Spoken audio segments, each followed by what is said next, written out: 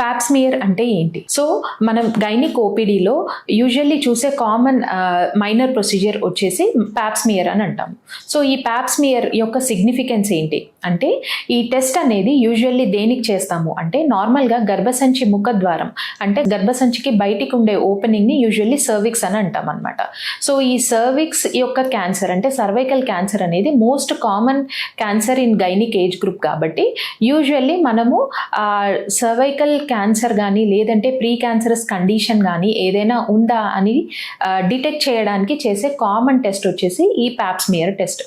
So ఈ Pap smear test వల్ల ఉపయోగం ఏంటి అంటే, యూజువల్లీ మనము సర్వైకల్ యొక్క సర్విక్స్ యొక్క సెల్స్ని కొన్నింటిని మనము ఒక బ్రష్తో మనము తీసి దానిని టెస్టింగ్కి పంపించడం జరుగుతుంది. సో ఈ టెస్టింగ్ని మనము పాప్స్మియర్ టెస్ట్ అని అంటాము. సో దీనివల్ల ఉపయోగం ఏంటి అంటే, మెయిన్గా ఈ టెస్ట్ యొక్క మెయిన్ ఎయిమ్ వచ్చేసి ఇందాక చెప్పుకున్నట్టు cancerous or precancerous conditions of the సర్విక్స్ని డిటెక్ట్ చేయడానికి. అంటే మనం ఎంత ఎర్లీగా డిటెక్ట్ చేస్తే మనం అంత త్వరగా దానికి మనం కనుక ట్రీట్మెంట్ తీసుకుంటే సో దాని రికవరీ రేట్ బాగుంటుంది. కాబట్టి early detection of cervical cancer is the main aim. అంటే సర్వైకల్ క్యాన్సర్ని తొందరగా డిటెక్ట్ చేయడానికి చేసే మనకి ఈ టెస్ట్ అనమాట. దీనిని మనం పాప్స్మియర్ టెస్ట్ అంటాం.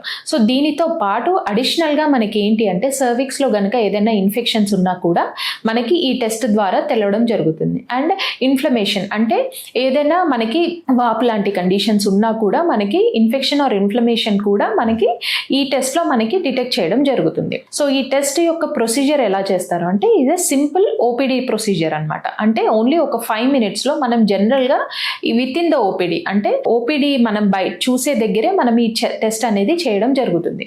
సో ఈ ప్రొసీజర్ ఏంటి అంటే, మనం చిన్న ఒక స్పెక్యులం ద్వారా మనము పర్వైజైనల్ ఎగ్జామినేషన్ చేసి అందులో మనం ఒక బ్రష్ లాంటిది యూజ్ చేసి ఆ సర్వైకల్ సెల్స్ని మనం స్మియర్ చేయడం జరుగుతుంది. సో స్మియర్ చేసిన టెస్ట్ని మనం ఒక చిన్న కంటైనర్లో మనం ల్యాబ్కి టెస్టింగ్కి పంపించడం జరుగుతుంది. సో ఈ టెస్టింగ్ యొక్క రిపోర్ట్ అనేది యూజువల్లీ మనకి 7 to 10 daysలో మనకి ఈ రిపోర్ట్ అనేది రావడం జరుగుతుంది. So it's a very quick procedure అనమాట. అంటే విత్ ఇన్ less than 5 minutesలో మనకి ప్రొసీజర్ అనేది అయిపోతుంది. అండ్ వితౌట్ ఎనీ సర్జరీ కానీ వితౌట్ ఎనీ అనస్థీషియా కానీ మనకి ఈ టెస్ట్ యొక్క రిజల్ట్ కూడా విత్ ఇన్ 7 to 10 days మనకి లభించడం జరుగుతుంది. సో ఈ టెస్ట్ని అందుకని రొటీన్గా మనము అందరి ఆడవాళ్ళకి రికమెండ్ చేయడం జరుగుతుంది. అండ్ ఈ టెస్ట్ వల్ల ఏదైనా సైడ్ ఎఫెక్ట్స్ ఉంటాయా అంటే, ఏమి సైడ్ ఎఫెక్ట్స్ ఉండవు. ఇందాక చెప్పుకున్నట్టు very quick procedure and very small procedure కాబట్టి మినిమల్గా అసలు పెద్దగా వారికి ఏమీ ఇబ్బంది ఉండదు. ఇన్ కేస్ ఉన్నా కూడా స్లైట్గా డిస్కంఫర్ట్ కానీ లేదు అంటే స్లైట్గా పెయిన్ అని కానీ ఉంటే ఉండొచ్చు.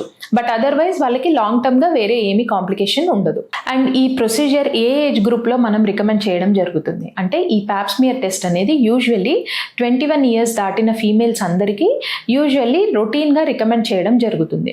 సో మ్యారేజ్ అయినా కాకపోయినా ఒకసారి ఆ ఫీమేల్కి కనుక 21 years దాటితే ఈ పాప్స్మియర్ అనే టెస్ట్ని రొటీన్గా మనం చేసుకోవడం అనేది చాలా యూస్ఫుల్ అయ్యే థింగ్ అనమాట. సో యూజువల్లీ ఎంత ఫ్రీక్వెంట్గా రికమెండ్ చేస్తారు అంటే, ఎవ్రీ 3 years మనము ఈ పాప్స్మియర్ టెస్ట్ అనేది యూజువల్లీ ఫీమేల్స్కి రికమెండ్ చేయడం జరుగుతుంది.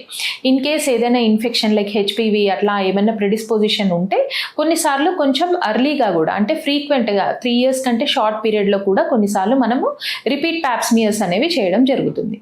Thank you.